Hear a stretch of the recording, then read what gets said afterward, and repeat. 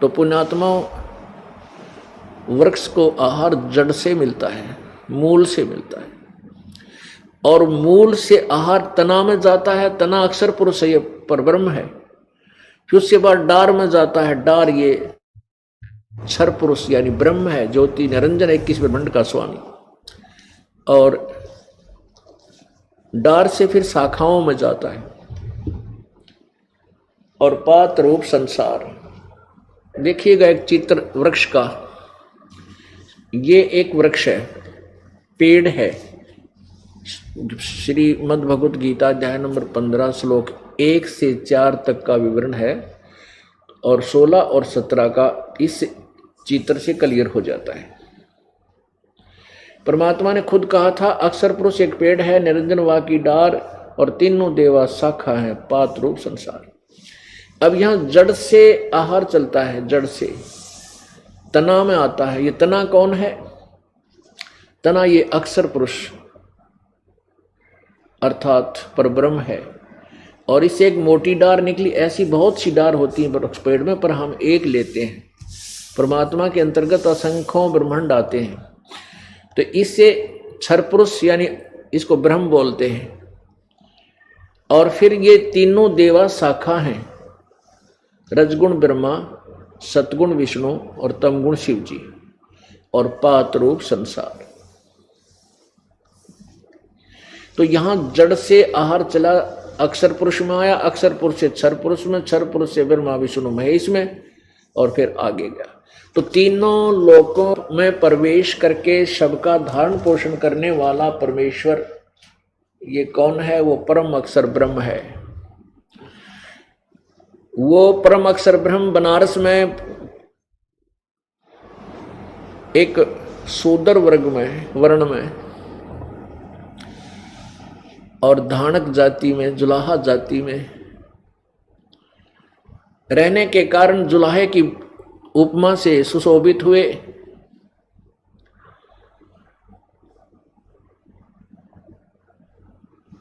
अब पुण्यात्माओं, कबीर परमेश्वर जी अनंत कोट ब्रह्मांड का स्वामी है,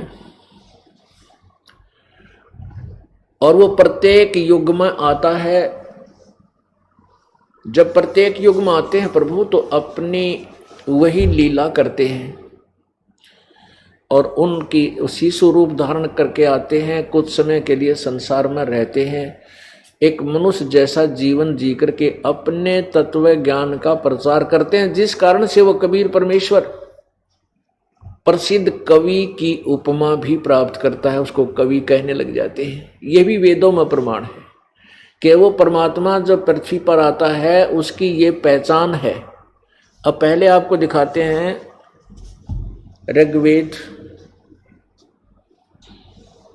ऋग्वेद मंडल नंबर 9 और 10 से इकट्ठा इन्होंने जिल्द है, अनुवादित है। ऋग्वेद ये कहाँ से प्रकाशित है? प्रकाशक हैं सर्वदेशी कार्य प्रतिनिधि सभा, महर्षि सिद्धांत भवन, रामलीला मैदान, नई दिल्ली। ऋग्वेद आर्य भाषा भाष्य, महर्षि सिद्धांत सरस्वती कृत। मुद्रक Prince Offset Printers 1510 Pataudi house, Daryaganj, नई दिल्ली। इसमें देखिएगा ऋग्वेद मंडल नंबर 9, सूक्त नंबर 1, मंत्र नंबर 9।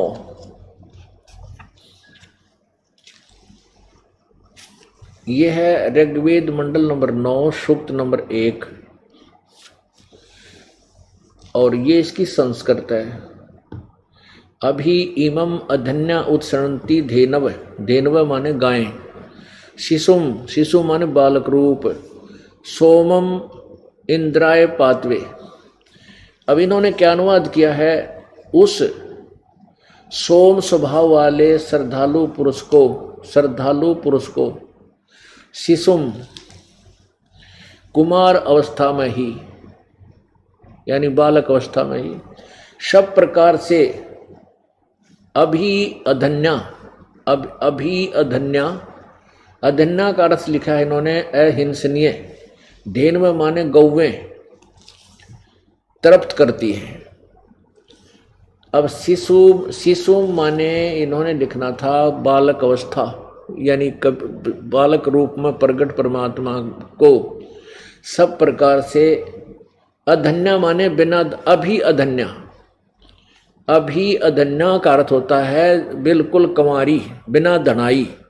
हमारे हरियाणा में गाय को जो नए दूध नहीं होती तो उसको कहते हैं अधन्या, यानी बिना धनाई।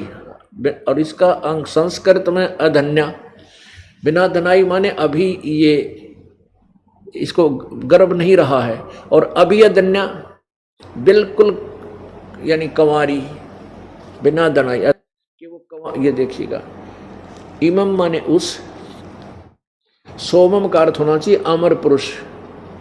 शिशुम, शिशु रूप में प्रकट उस अमर पुरुष को, अमर पुरुष बालक को की, बालक की सब, बालक की परवरिश सब प्रकार से, उस बालक को सब प्रकार से यानी पूर्ण रूप से। अधन्या माने बिना धनाई यानी कंवारी। गौओं, गौएं तृप्त करती हैं यानी उसकी परवरिश की लीला होती है। इतना ही हमने इसे लेना था। अब एक और ये है किसी दूसरे का भाषा भाष्य, ये है श्रीपाद दामोदर सातवलेकर, मंडल 7 से 10, इसने अनुवाद किया है।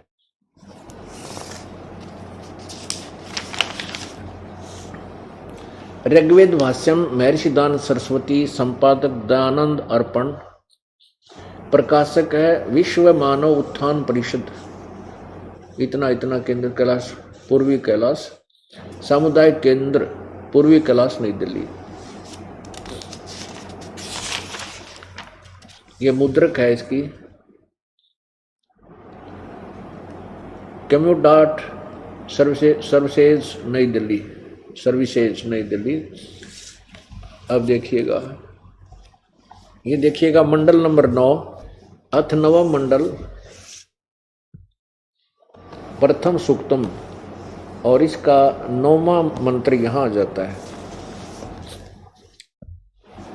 ये मंडल, ये मंत्र नंबर 9। इमम शिशुम, इस पुत्र स्वरूप, देखो इस पुत्र स्वरूप सोम के साथ अधन्याधेनव उत, अधन्य गौवें, अधन्य अवध्य लिखा है इसने, अवध्य, इसका अर्थ होता बिना धनाई गौवें इंद्र को पीने के लिए इस सोम रस के साथ अपने दूध को पिलाती है। इवन कहेगा बेरा थाना सट्टे मार रखे, इधर के उधर एंड वेंड लिख रखा। इसका सीधा अर्थ बना, देख फिर देखो, इमम शिशुम, इस पुत्र स्वरूप सोम, सोम माने अमर पुरुष को, के साथ अधन्याधेनव उत, अवध्य, अवध्य लिख दिया, गौवें इंद्र सोमम, यानी इंद्र को पीने के लिए इस सोमरस के साथ अभिसनंती अपने दूध को पिलाती हैं। बताओ कोई अर्थ बना। अब पुत्र स्वरूप कौन है, अब सिर पैर का कहेगा पता नहीं था, इन्हें अनुवाद करने बैठ गए। फिर भी कहने का भाव ये दास का कि मैं अगर सीधा इसका अनुवाद करूं तो आप जी को भी शायद विश्वास ना हो, क्योंकि अन्य जो नकली हैं जिनकी अज्ञान की खाल उतर रही है, वो नकली शेर पाक रहे थे, उनकी वह गधे की खाल में ना एक कुम्हार ने क्या किया, गधे के ऊपर शेर की खाल डाल दी। वह शेर की खाल पाई की तो उसने जंगल में, और वो क्या करे, गधे ने छोड़ दे खेतों में। अब रात्रि के समय चांद की रोशनी, चंद्रमा की रोशनी, और वो गधा आसपास के खेतों में चरण लग गया। और वहां रखवाले खेतों के थे, वो भाग जा डर कर, शेर आ गया, शेर से, और बखत से जाकर वो उस गधे ने पकड़ लिया हुआ। वहां पूरा जो है ना आसपास खोप हो गया कि अभी रात्रि के समय शेर आता है और फसल खा जाता है, और हम डर के मारे भाग जाते हैं। ये चर्चा चलते चलते एक पड़ोस के गांव में कुम्हार को पता लग गया। उसने सोचा भाई शेर खेती तो नहीं खाया करे, चलो खेत शेर आ तो जावे, पर शेर खेती तो नहीं खाता। तो उसने सोचा कि अवश्य उस गांव के कुम्हार ने, पहले छोटे गांव में आते 20-30 घर होते थे, उसमें एक आधा ही कुम्हार होता था। वो गांव में आया, एक व्यक्ति से बोला भाई तुम्हारे शेर को मैं पहचान दूंगा, उस शेर को मैं देख लेता हूं, उसको वश कर लूंगा। गांव वाले बोले भाई तेरा भला होगा, तू कैसे वश करेगा? कि मैं कर लूंगा, तो मेरे साथ चलो।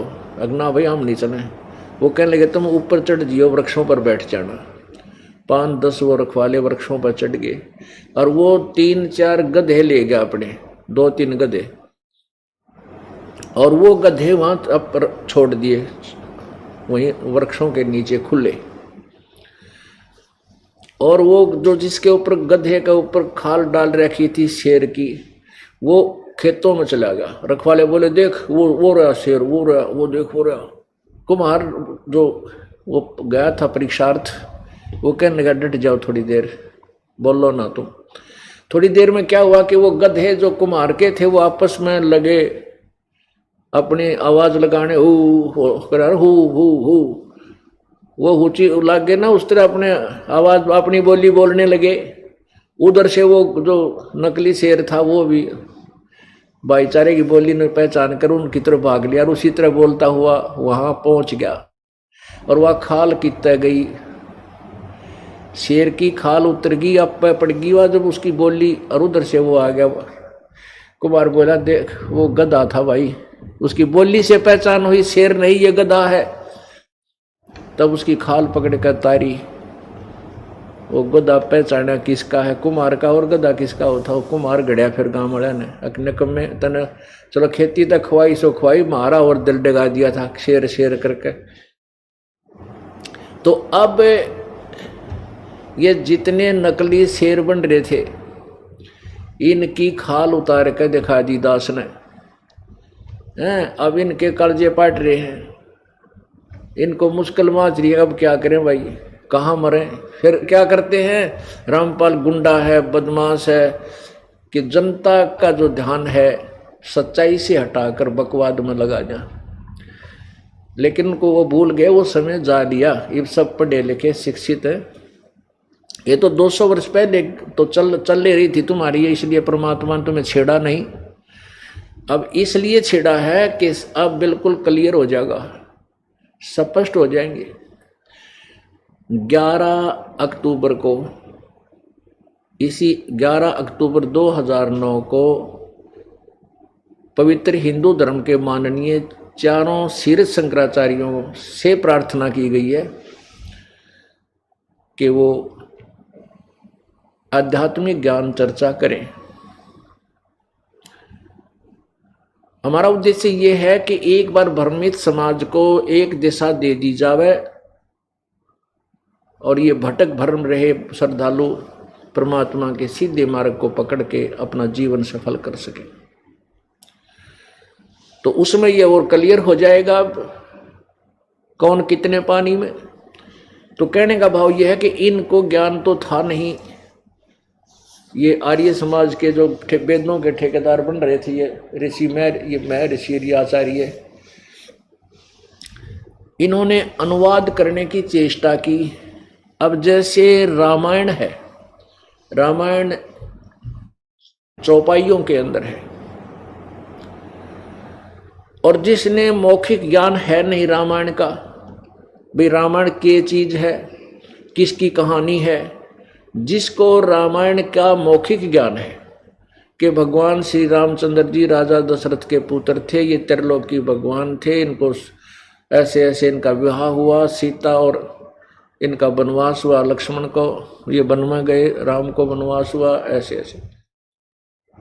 फिर रावण ने सीता उठाई, युद्ध हुआ, फिर वापस आए। ये कहानी जिसको याद है और फिर उन चौपाइयों को वो पढ़ेगा तो वो अनुवाद कर सकता है। हो सकता है एक आधा अर्थ गलत हो सके, लेकिन भाव गलत नहीं हो सकता। और इनको मौखिक ज्ञान था ही सृष्टि रचना का, ना परमेश्वर की महिमा से ये परिचित थे। ये अनुवाद करने बैठ गया, अड़ंगा कर डाला। लेकिन फिर भी इनके द्वारा किए गए अनुवाद में भी वह सच्चाई ऊपर आ रही है। भले ही ये उसको ठीक ढंग से जोड़ नहीं सके, लेकिन अर्थ हमें ज्ञान है कि ये भगवान की महिमा, और ऐसे हम इनको सीधे पुर्जे जोड़ लेंगे।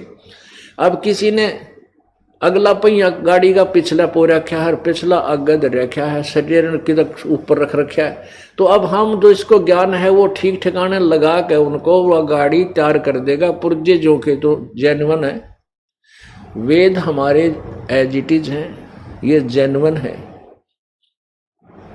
और हम अब इंजीनियर बन गए इस भक्ति मार्ग के, राम नाम की गाड़ी के। अब इस राम नाम की गाड़ी के इस ठीक ठिकाने पुर्जे लगा करके और ये ची ची कर दे चलेंगे इसमें बैठ करके, ठाठ से इसका लाभ उठाएंगे। जो इसका वास्तविक यूज है वो हमें होगा, हम अब इसका लाभ उठाएंगे यथार्थ भक्ति करके। तो एक ये प्रमाणित हो गया कि जब परमेश्वर आते हैं कबीर देव, वो प्रत्येक युग में एक ऐसी लीला करते हैं और उनका वो नाम पूरे युग में वही लीला उनकी प्रसिद्ध रहती है, उनका नाम वो विशेष प्रसिद्ध रहता है। वैसे तो वो अन्य समय में भी आते रहते हैं और कुछ समय के लिए रहकर घंटा 2 घंटा, दिन 2 दिन, फिर चले जाते हैं। सहस्री रहते हैं, सहस्री जाते हैं। परमात्मा के इस आगमन को जो 120 वर्ष तक यहाँ रहकर गए थे, इनको अतिथि रूप में आना माना जाता है। अतिथि रूप में परमात्मा साकार है, मनुष्य सदृश है। अभी तक हमें परमात्मा को निराकार बताया गया था, हम परमात्मा को निराकार ही सुना करते थे और फिर ये भी सुनते थे कि परमात्मा पूरे ब्रह्मांडों का रचयिता है, सब उसी ने सब संसार रचा है। तो पुण्यात्मा निराकार कैसे रचेगा? निराकार इंजीनियर, निराकार यानी जो साकार नहीं है, तो कोई एक पेचकस बना के दिखा दो मैं, और तो जहाज बनाना बहुत बड़ी बात है, एक पेचकस बनवा दो उस निराकार इंजीनियर पे। पुण्यात्मा परमात्मा साकार है। अब देखो कितना सुंदर शरीर प्रत्येक प्राणी का बनाया, और जिस अंग की जहां आवश्यकता थी वहीं लगाई। जहां 2 की आवश्यकता थी 2 लगाए, एक नाक बंद हो जाए दूसरे में और सांस का जुगाड़ मुंह भी, नाक भी बंद हो जाता मुंह से। यानी कितना हर तरह सूझबूझ से उस मालिक ने यह पुतला बना के हमें दिया। तो क्या बगैर सोच समझ के, बगैर किसी वो साकार के ये बना सकता है? तो पुण्यात्मा अभी तक हमें ऐसे ही गेड़ में डाल रखा था इन्होंने, भ्रमित लोगों ने, भ्रमित इन कथित ऋषियों ने, महर्षियों ने। इनको स्वयं ज्ञान नहीं था, ये और के बताएंगे। तो इस प्रकार ये परमात्मा की महिमा से अपरिचित होने के कारण पूरा मानव समाज भ्रमित है। अब इस पुण्यात्माओं को, इस भ्रमित समाज को शास्त्र अनुकूल दिशा देने का हमारा प्रयत्न है और परमात्मा इसे सफल करेगा। हम उनसे बार बार प्रार्थना करते हैं। परमात्मा बहुत युग बीत गए, काल का दाव लगा हुआ है, और परमेश्वर ने स्वयं भी 600 वर्ष पहले जब वो आए थे जुलाहे रूप में, यहाँ एक तत्वदर्शी संत की भूमिका कर रहे थे, तब स्वयं भी बताया था कि कलयुग में एक समय जब ये पिछली पीढ़ी आएगी, उस समय समाज शिक्षित होगा और उस समय इस तत्व ज्ञान को सार्वजनिक किया जाएगा।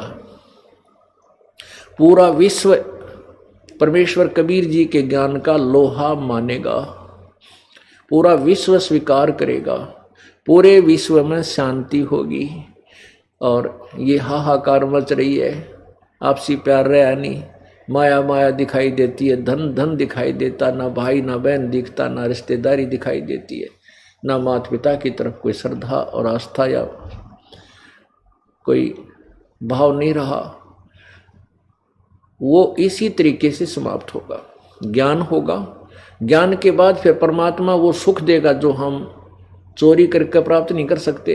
वो धन देगा, इतना आपको बरकत देगा, ना चोरी से कर सकते, ना हम मिलावट से कर सकते, ना रिश्वत से कर सकते, बल्कि वो पाप बढ़ते हैं और वो धन व्यर्थ जाता है किसी ना किसी बीमारी में या किसी और कारण से, चोरी में, अग्नि में खराब हो जाएगा और पाप शेष रह जाते हैं। और परमात्मा देगा वो एक नंबर का धन होगा, आपके आने वाली आपदाओं को परमात्मा बचाएगा और ऐसे सुख देगा जैसे नीरू नीमा को असरफी दे दी सोने की, जिसने सारे ब्रह्मांड रच दिए। तो क्या आपका निर्वाह उसके लिए दूभर है? मां के पेट में किसने पाला था?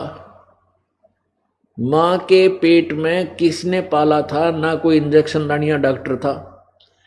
पेट में मां के गर्भ में जो भी बच्चा था, लड़का या लड़की, तो वहां किसने पालन किया? किसने इसको संभाला? किसने इसकी स्वास्थ्य का ध्यान रखा? परमात्मा ने।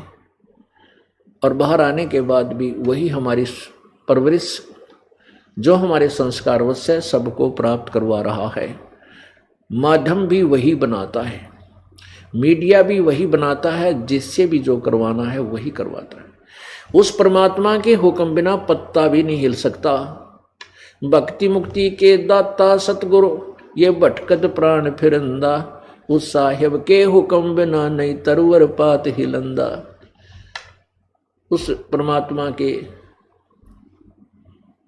हुक्म बिना पत्ता का, तरवर का पत्ता भी नहीं हिल सकता। तो सब, अब जैसे इसी का समर्थन हमारी पवित्र गीता जी अध्याय नंबर 15 श्लोक 17 कर रहा है कि उत्तम पुरुषत्व ने, वो वास्तव में सही भगवान, श्रेष्ठ प्रभु तो कोई और है। कौन और है? जो ऊपर वर्णित 16 श्लोक में वर्णित क्षर पुरुष और अक्षर पुरुष से और कोई भिन्न है, वो परम अक्षर ब्रह्म है, परम अक्षर पुरुष है। वो परम अक्षर पुरुष ये कबीर देव है, जो कबीर परमात्मा बनारस में आई थी और तीनों लोकों में प्रवेश करके सबका धारण पोषण वही करता है। जिसने जैसा भी कुछ किया है उन सब का प्रतिफल भी परमेश्वर कबीर देव ही देता है, चाहे ब्रह्मा का फल है, चाहे विष्णु का, चाहे शिव का। अपनात्मा जैसे भगवान विष्णु जी सतोगुण के अवतार श्री रामचंद्र जी ने बाली को मारा था सुग्रीव के भाई को धोखे से, वो दंड भी विष्णु को भोगना पड़ा। यदि इनके पिता के हाथ में, ब्रह्म के हाथ में निर्णय होता तो ये अपने पुत्र को दंड कैसे देता। अब न्याय जो परमात्मा ने एक विधान बना दिया कि ये भी उस दंड से दंडित होंगे। तो भगवान श्री विष्णु यानी श्री राम जी का फिर श्री कृष्ण रूप में अवतार हुआ, अवतरण हुआ, जन्म हुआ और वही टिट फॉर टेट फिर बदला उसको देना पड़ा।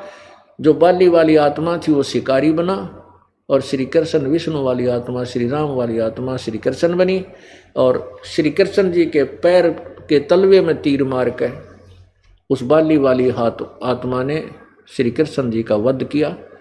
वो भी बदला इन्होंने देना पड़ा, वो दंड भोगना पड़ा। तो परमात्मा कबीर जी ने विधान बनाकर और इस काल को दे दिया। अब ये इसका पालन करता है, जैसे कर्म कोई करेगा वैसा फल देगा, इतना ही इनका काम है। अब यहां कर्म काल ने इतने बुरे लगा दिए हमारे कि पृथ्वी ऊपर पग जो धारे, करोड़ जीव एक दिन में मारे।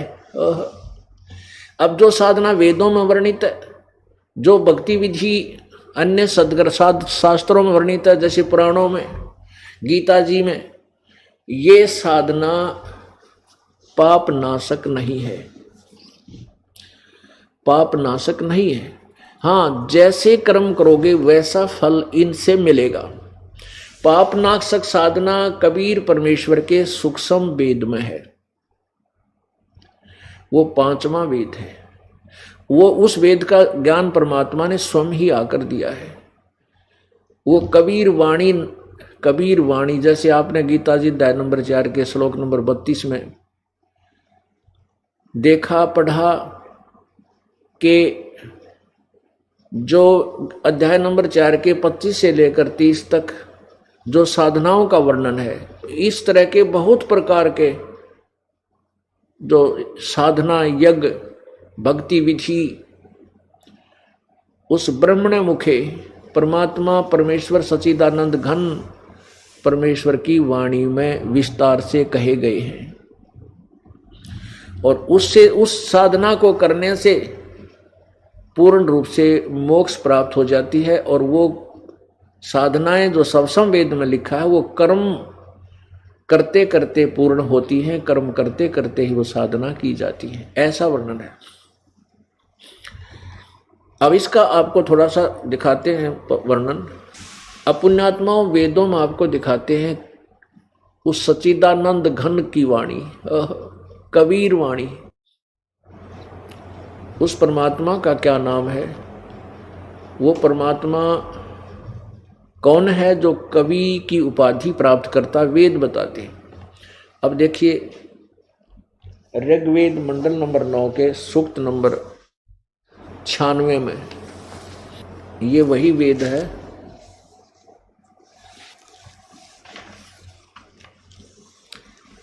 वेद है सर्वाधिक देशी कार्य प्रतिनिधि सभा, महर्षि दान भवन, रामलला मैदान, नई दिल्ली।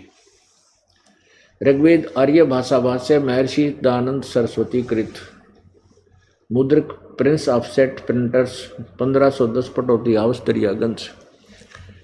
अब देखना मंडल नंबर 9 सूक्त नंबर 96 और मंत्र नंबर 16 में अभी इन्हीं के अनुवाद को पढ़ेंगे। हे परमात्मन, गुहम, गुहम माने सर्वोपरि, रहस्य, ये ब्रैकेट में संस्कृत है, यहाँ अनुवाद हिंदी है। चारू माने श्रेष्ठ, नाम, नाम जो तुम्हारी संज्ञा है, आप उसका ज्ञान कराएं। अब इस संस्कृत में क्या है कि गुहम, चारू, नाम, अभर्ष, हम इसका इन्हीं का हिंदी पढ़े। हे परमात्मन, सर्वोपरि रहस्य श्रेष्ठ, जो नाम माने जो आपका नाम है, जो तुम्हारा नाम है, आप उस नाम का ज्ञान कराएं। आपका जो वास्तविक नाम है, श्रेष्ठ माने वास्तविक नाम है, सही नाम है, श्रेष्ठ। अब संस्कृत स्पष्ट बता रही है, गोहम चारु नाम अभ्यर्ष, ये अनुवाद कर रहे हैं। हे परमात्मन, सर्वोपरि रहस्य श्रेष्ठ, जो नाम माने जो आपका नाम है, संज्ञा है, आप उस नाम का ज्ञान कराएं, ये होना चाहिए। अब 17वें में वो ज्ञान कराया है, वो भगवान का के नाम है। देखो इसी के 17वें श्लोक में ये कराया है। 9वें मंडल नंबर 9 का सुख 96 मंत्र 17, 16 आपने पढ़ लिया, थोड़ा सा जितनी हमें आवश्यक है। अब ये है शिशुम।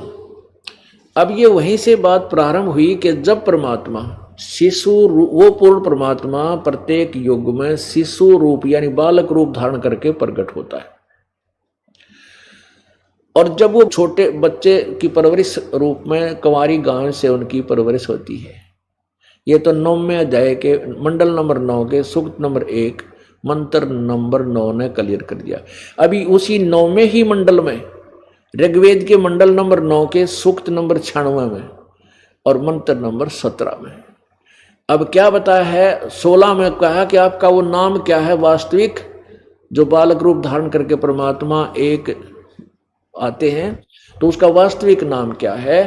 तो 17वें में बताया कि जो शिशु रूप, शिशुम व शिशु रूप में जो परमात्मा प्रकट होता है, उसमें वो क्या करता है कि अपने तत्व ज्ञान को लेकर स्वयं ही प्रकट होता है और अपने तत्व ज्ञान को लोकोक्तियों के माध्यम से, कविताओं के माध्यम से उच्चारण करता ऊंचे ऊंचे स्वर में, गरज गरज के। और परमात्मा यही बताते हैं, चारों युग में संत पुकारे, कूक कहा हम हेल रे। कूक माने आवाज लगा के ऊंची, हेल माने हेला देकर, आवाज देकर। चारों युग में संत पुकारे और कूक कहा हम हेल रे। हीरे माणक मोती बरसे ये जग चुगता ढेल रे। तो परमात्मा भी अपने आप कहते हैं कि चारों युग में हम ना के पुकार पुकार के कहा कि ये है तत्व ज्ञान, ये है वास्तविक साधना, लेकिन ये अनजान आत्माएं काल के दूतों के द्वारा भ्रमित की हुई। वो कंकर पत्थर उठा रहे हैं, आन उपासना रूपी कंकर पत्थरों की के थैले भरे फिर रहे हैं, और हम जो तत्व ज्ञान रूपी अमृत हीरे मोती बरसा रहे हैं, इस वास्तविक ज्ञान को, वास्तविक साधना को स्वीकार नहीं करते। परमात्मा कहते हैं पर भी लेन जात है दुनिया, हमारा ज्ञान किने न सुनिया। पर भी लेन जाते हैं, देखा ट्रेन जाती थी, वहां जाती हैं, जो पर भी लाग जाएगी तो ग्रहण हो, वहां पाप कटेंगे। ट्रेनों में बैठे ऊपर नीचे बराबर में लटक कर डंडा गए चपट कर मर जाए बेचारे, चाहे मरो चाहे जियो, वहां पहुंच जाते हैं उस पर भी में स्नान करने के लिए। परमात्मा कहते हैं डले डोकाते हो, वहां कोरे पाप इकट्ठे करते हो उस पर भी में। पर भी लेन जात है दुनिया, हमारा ज्ञान किने ना सुनिया। वो पर भी लेन जाते हैं और हमारे समृत ज्ञान को कोई नहीं सुनता, जो सब मोक्ष कर दे। अब यही बता रहे हैं कि देखिएगा, ऋग्वेद मंडल नंबर 9 सूक्त नंबर 96 96-16 आपने देख लिया कि कहा है कि हे भगवान आप अपने वास्तविक नाम से परिचित कराएं। इसका अर्थ है 17वें में कहा है शिशुम जगानम हरियंतम मर्जंतम शुभंती वहीनम मरुतो गणेन कबीर गिरभी, ये रह लगा ऊपर, कबीर कबीर गिरभी काविना कबीर, ये कबीर शब्द है। कबीर बोलो चाहे कवि ही बोल देते हैं, कबीर भी कह सकते हैं। संत सोम, ये संत सोम, संत स्पष्ट है, सोम है। पवित्र पवित्रम अत्यति रेभन, रेभन माने ऊंची आवाज से, अति पवित्रता के साथ। और कबीर गिरभी माने कबीर वाणी, कबीर गिरभी। आ देखना शिशु इन्होंने अपने हिसाब से क्या है, संयति सूक्ष्म करोति प्रलय काले जगती शिशु परमात्मा, उस परमात्मा को अब कहते हैं शिशुम, शिशु रूप परमात्मा को यहां लिखना चाहिए था। वो बालक रूप धारण करके जो परमात्मा आता है, उस परमात्मा को जो सदा प्रगट है। जगानम माने इसका अर्थ है शिशुम जगानम, जो शिशु रूप में प्रगट होता है, शिशु रूप में प्रगट होता है, जो अत्यंत कमनीय है, उसको उपासक लोग बुद्धि विषय करते हैं और उसकी स्तुति द्वारा उसके गुणों का वर्णन करते हैं। और विद्वान लोग उस गतिशील परमात्मा का गुणों के द्वारा गणों द्वारा वर्णन करते हैं। अच्छा यहां लिखना, इन्होंने ये क्या किया, कबीर गिरभी, ये कबीर गिरभी है, ये रे ऊपर लगा हुआ है इस गी की मात्रा पे। इन्होंने इसके दो हिस्से कर दिए, कबीर को ये रे के स्थान पर हलंत लगा दिए, हलंत के स्थान पर दो बिंदी लगा दी, और गिरभी इसका अर्थ कर दिया कवि लोग। गिरभी माने वाणी द्वारा, गिरभी माने वाणी द्वारा, कबीर माने कबीर। हम न्यू का न्यू लिख दें कबीर वाणी द्वारा, बस कबीर वाणी, हम कबीर बोल देते हैं उसको कबीर वाणी। वेदों में कबीर वाणी, हम कबीर बोलते, हम वै को बै बोलते हैं। ये हमारी जो है ना, हमारी भाषा लोकल भाषा के अंदर है। तो बात वही है, उसको जैसे हम किसी कर्मवीर को कर्मवीर बोलते हैं, धर्मवीर को हम धर्मवीर बोलते हैं, बै बोलते हैं, वेदों को हम वेद बोलते हैं। ऐसे ही इस कबीर वाणी को, कबीर गिरभी को हम कबीर वाणी बोलने, कबीर साहब, कबीर देव को हम कबीर साहब कहने लागे। बस हम लिखण लागे, बड़ी की मात्रा लाकर रे पूरा ला देते हैं, कबीर वाणी है। यही नाम परमात्मा का कबीर, जो वेद बताते हैं।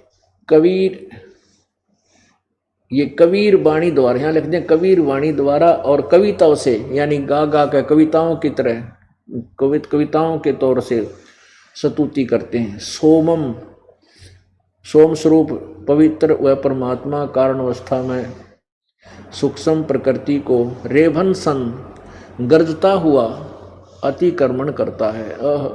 रेभन माने गर्जता हुआ।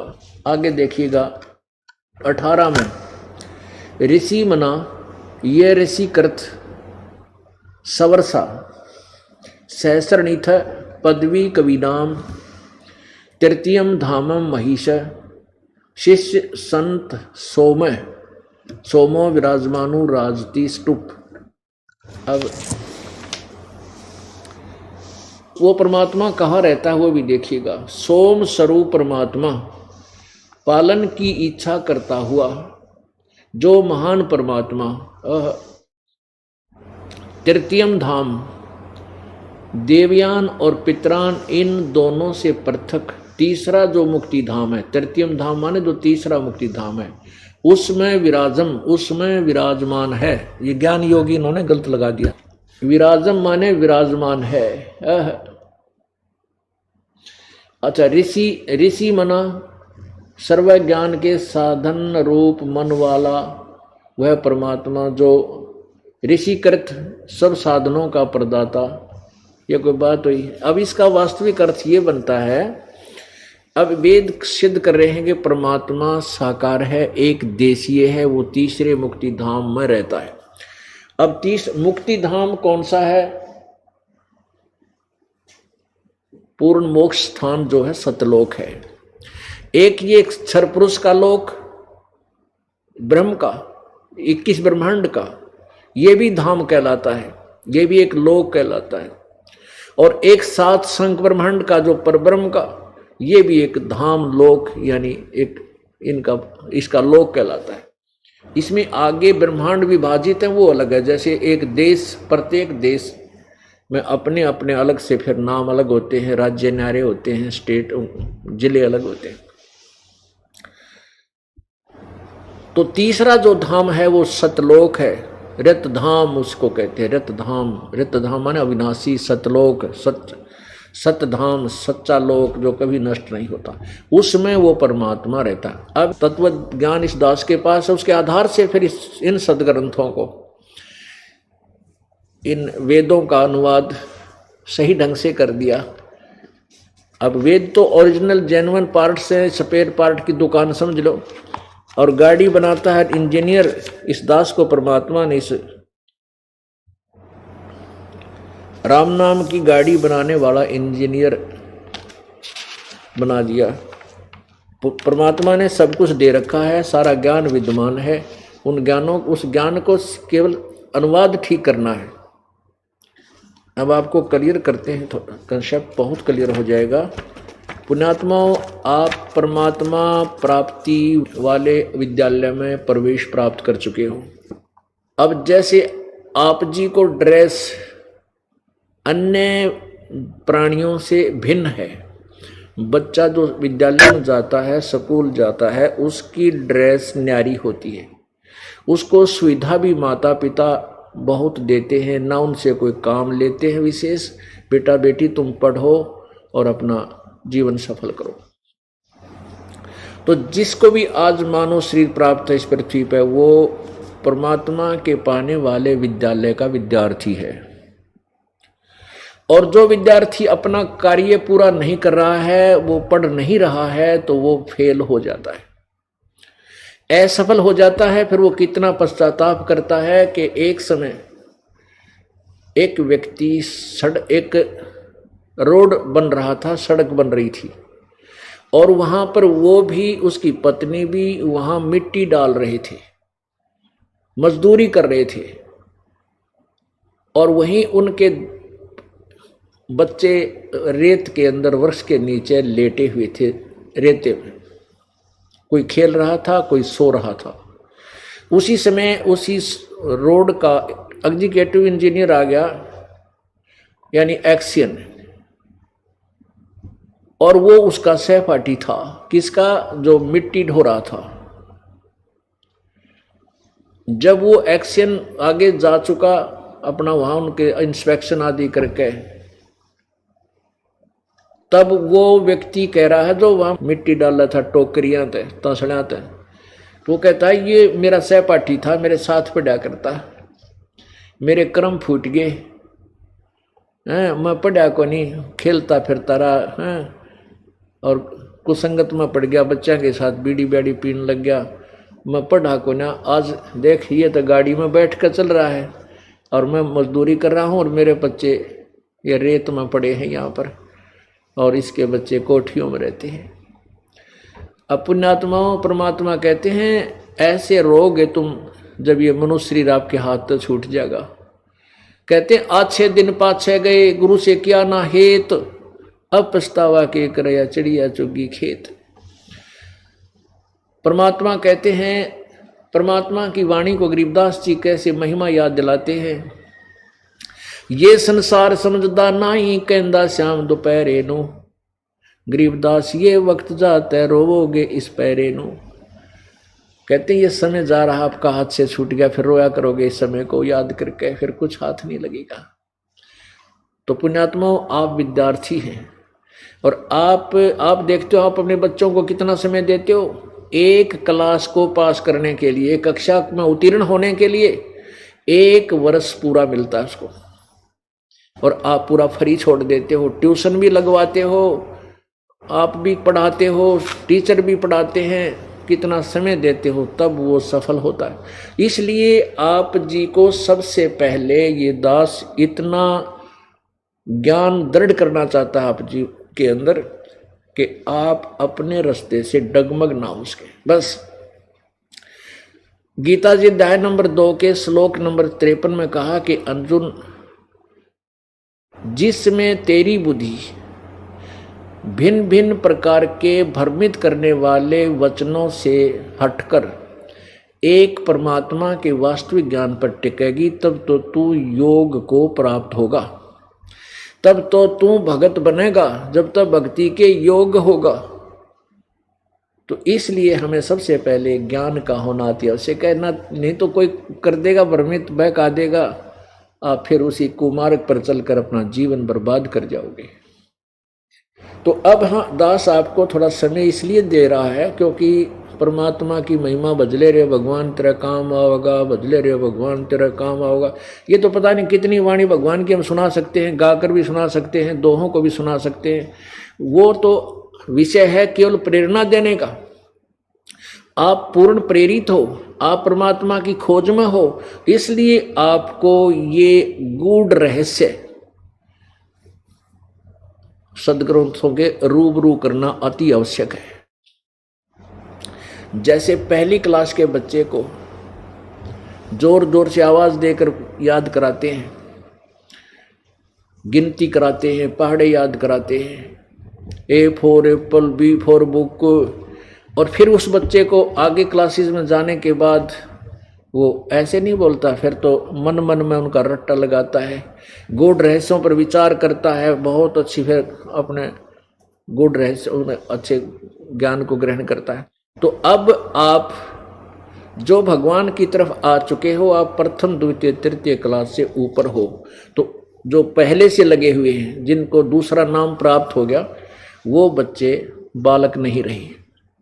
उनको अब ये गूढ़ रहस्य बताना अति आवश्यक है। जो प्रथम बार आए हैं, द्वितीय बार जो प्रथम मंत्र लिया है, या वैसे आए हैं सत्संग सुनने के लिए, उनको भी अलग से एक थोड़ा सा समय दिया जाता है प्रत्येक सत्संग में, वो भी आपको दिया जाएगा।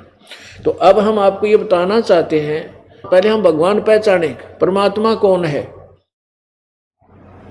और फिर उस भगवान की भक्ति करें जो पूर्ण मोक्षदायक है। गीता जी अध्याय नंबर 18 के श्लोक नंबर 62 में कहा कि अर्जुन, तू सर्वभाव से उस परमेश्वर की शरण में जा, जिसकी कृपा से परम शांति और शाश्वत स्थान को प्राप्त होगा।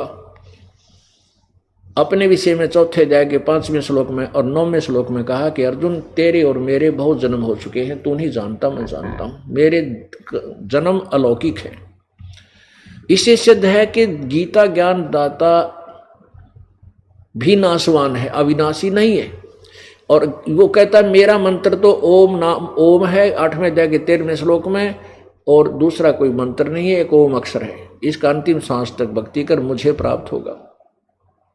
यदि तूने पूर्ण मोक्ष चाहिए, 15वें अध्याय के 4थे श्लोक में कहा कि तत्वदर्शी संत के मिलने के पश्चात तू तत्व ज्ञान रूपी शस्त्र से, तत्व ज्ञान रूपी शस्त्र से इस उलझे हुए अड़ंगे ने काट कर उलझे हुए ज्ञान को समझकर उसके पश्चात उस परम पद परमेश्वर की खोज करनी चाहिए, जहां जाने के बाद साधक फिर लौटकर संसार में नहीं आते, और जिस परमेश्वर ने संसार रूपी वृक्ष की रचना की है, और वही पूजा के योग्य है, नथिंग एल्स।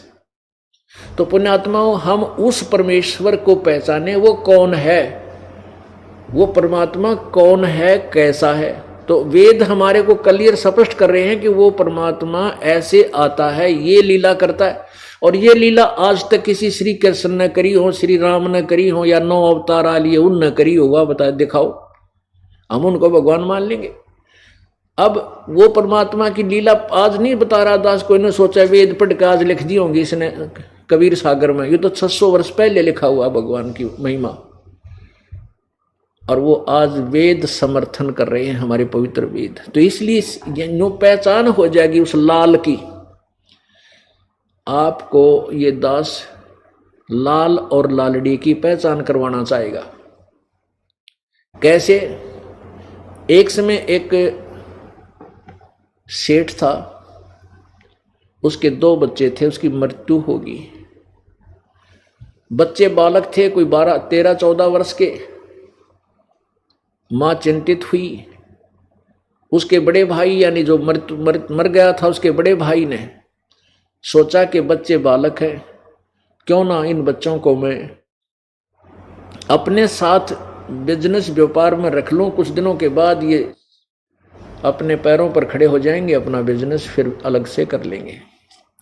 वो सोच रहा था, इतने में उसकी मां ने कहा कि बेटा तुम अपने अंकल से जाकर कहो, ताऊ जी से, बड़े को, अंकल को, बड़े पिता के बड़े भाई को हमारे यहाँ हरियाणा में ताऊ बोलते हैं, ताऊ जी।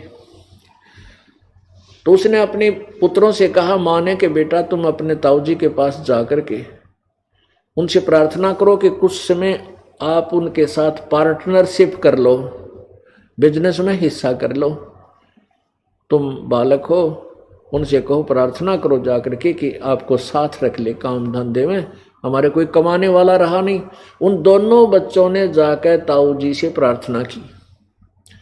ताऊ जी कहने लगा, बेटा मैं तो पहले ही सोच रहा था, मैं खुद ही तुम्हारे पास आने वाला था, बहुत अच्छा तुम स्वयं आ गए और मेरे साथ चलो बेटा, बिजनेस सीख लो, व्यापार का एद भेद तुम्हें सारा सिखा दूंगा।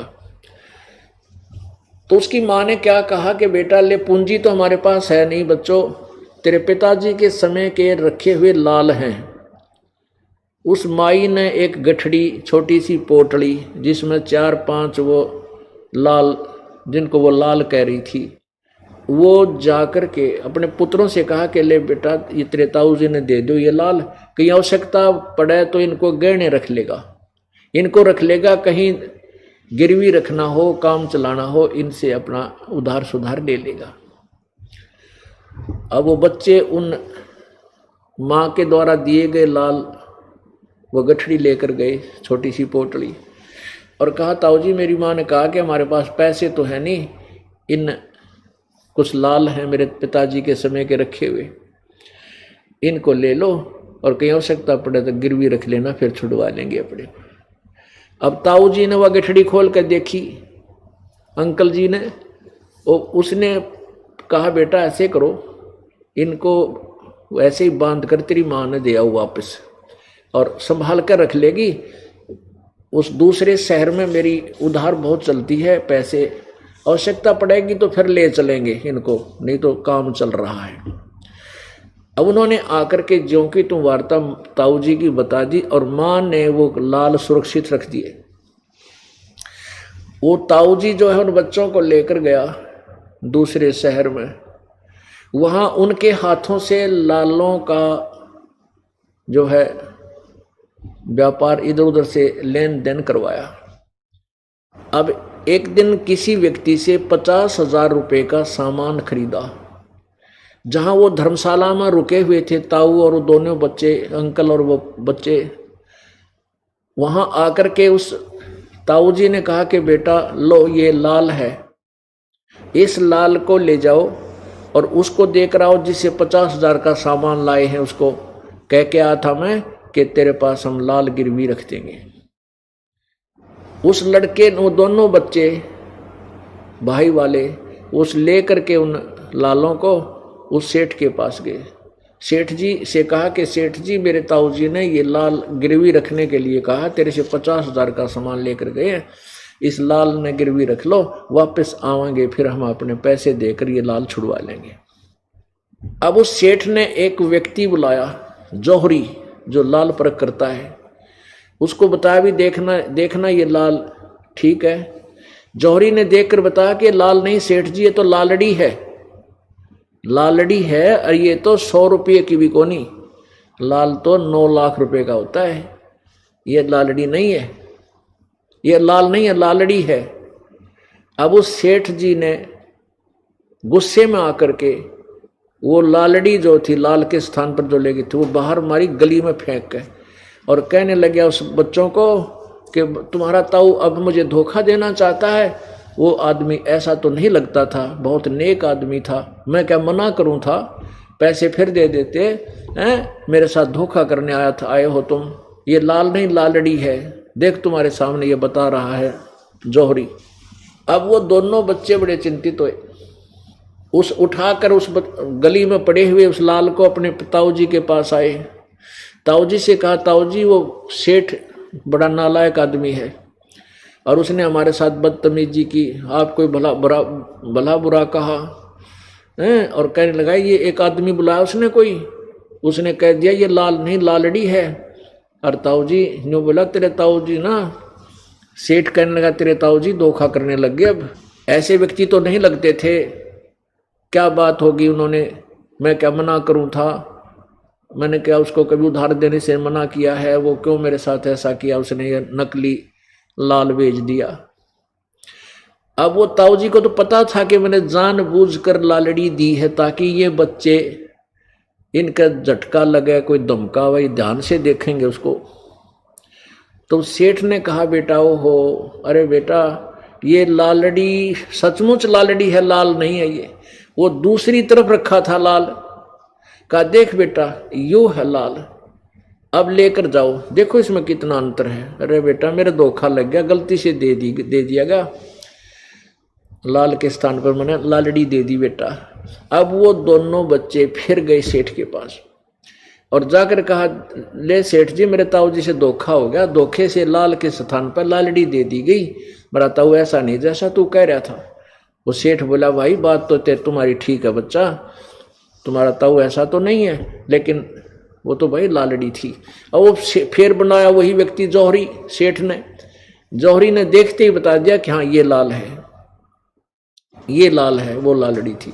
अब उन बच्चों ने वो झटका लगा बच्चों का, तो उनको करड़ी खूब पहचान होगी, लाल और लालड़ी कति मन में बस गई कि ऐसा लाल होता है, ये ऐसी लालड़ी होती। अब उनका अंकल जी व दोनों बच्चे वापस स्वदेश लौट आए। अब उस ताऊ जी ने कहा, अंकल ने कहा कि जाओ बेटा ये वापस चलाएंगे 1-2 दिन में, तेरी माँ से वो लाल ले आओ, और वहाँ आगे कितने गिरवी गिरवी रखने पड़ेंगे, जरूरत पड़ सकती है, ले आओ जाके। दोनों बच्चे भागे गए और जाके कहने लगे माँ कहने लगे आगे बेटा तुम आगे आ जाओ खाना खा लो। न बोली न कहने लगे खाना पीछे खावांगे, पहले वो लाल दे दो, तूने रखे ना, ताऊ जी के ऊपर बहुत कर्जा हो गया है और हम जाएंगे कल परसों ये लाल देने हैं ना वहाँ पर गिरवी रखने खातिर है। माँ बोली ले बेटा तुम्हारे लिए रखे थे, मैंने तो वल्याई पोटली बुढ़िया काट गए। बच्चा ने सोची देखते ना लाल है लालड़ी कहीं फिर क्यों न पहचान होगी थी। अब उन्होंने खोल कर देखी वह गठड़ी वह पोटली, बच्चा ने वहीं पटक दिए ठाक है। कहने लगे माँ तू तो बहुत बोली है, आप तो कति भोली हो, ये लाल नहीं लालड़ी है, ये लाल नहीं है माँ, ये तो लालड़ी है, तो 100 रुपए की भी नहीं है। वह माँ बोली बेटा मुझे नहीं मालूम, तेरे पिता के समय के रखे थे, मैंने सोचा लाल होंगे, चमक रहे थे ये। अब वो दोनों बच्चे मुंह लटकाए हुए मायूस होकर के अपने अंकल जी के पास आए। कहने लगे ताऊ जी मेरी माँ है ना वो भोली है, उसको कुछ नहीं पता बेचारी को, हैं वो लाल नहीं थे ताऊ जी, वो तो लालड़ी है, सारी लालड़ी है। अब वो ताऊ जी बोला बेटा ये लालड़ी उस दिन भी लालड़ी थी जिस दिन तुम लेकर आए थे, और यदि मैं कह देता ये लाल नहीं लालड़ी है तो तेरी माँ ये कहती कि मेरे सिर पर धनी नहीं है, बच्चों का पिता मर गया, आज तक मेरे लालों को भी लालड़ी बतावा है यू। तेरी माँ का कभी विश्वास नहीं होता बेटा। और मैंने तुमको इतना जो है ना पारखू बना दिया कि तुमने स्वयं निर्णय कर लिया लाल और लालड़ी का। तो पुण्यात्माओं, अभी तक हम ये अन्य भगवान जो हैं ये तो लालड़ी समझ लो, और ज्ञान जो तुमने ग्रहण किया वो तो लालड़ी समझो, और ये दास जो सदग्रंथों से आपके समक्ष रख रहा है, रूबरू करा रहा है, ये लाल समझो। अब आपको इन सदग्रंथों से इतना परिचित करा दूंगा कि तुम स्वयं निर्णय कर लोगे अपने अपने धर्म के और अपने अपने गुरुजी के द्वारा दिए गए ज्ञान और भक्ति साधन को। आपको लालों की परख करने योग्य बनाना चाहता हूं। आप स्वयं कह दोगे अपने गुरुदेव और अपने ग्रुप के लोगों को कि ये लाल नहीं, ये लालड़ी है, ये साधना ठीक नहीं है, ये व्यर्थ है। इसलिए आपका ये समय अधिक से अधिक दास लेता है, नहीं तो 1 घंटे का सत्संग एक दिन में बहुत हो जाए, महीने में 1 बतेरा। अब -0 से भक्ति को ऊपर उठाया जा रहा है, माइनस से ABCB भक्ति की ये दास आपको पढ़ा रहा, पृथ्वी पर कोई बताने वाला नहीं था। परमेश्वर ने बता रखा था, उन संतों को पता था जिनको भगवान मिला, लेकिन उनकी वाणी को रिजेक्ट करके डाल रखा था कि वो तो एक अनपढ़ों की वाणी है। आज वो अनपढ़ अशिक्षितों की वाणी सदग्रंथों से मेल खाती है, और जो विद्वान कहलाते थे, महर्षि कहलाते थे, महर्षि कहलाते थे, तो उनके द्वारा उनका अनुभव सदग्रंथों से बिल्कुल विपरीत है।